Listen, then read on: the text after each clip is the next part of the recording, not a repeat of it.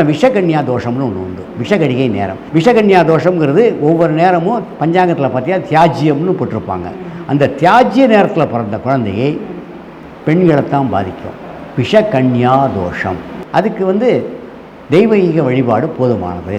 விஷகன்யா தோஷத்தில் பிறந்திருந்தால் அந்த 30 நாளில் அவங்க குல வழக்கப்படி குலதெய்வத்துக்கோ மாரியம்மனுக்கோ உருவம் வாங்கி போடுறது, இல்லை கை கால் வாங்கி போடுறது, அந்த மாதிரி நம்ம கல்ச்சர் இருக்குது. அதுபடி செஞ்சால் போதும். ஒரு உருவத்தை வாங்கி போட்டால் போதும். அதுக்கப்புறம் பாலாரிஷ்டம். இந்த பாலாரிஷ்டங்கிறது ஒரு ஜாதகத்தில் குழந்தை இந்த ஜாதகங்களில் என்னென்ன அமைப்புகள் இருந்தால் அந்த குழந்தைக்கு பாலாரிஷ்ட தோஷம் உண்டாகும்.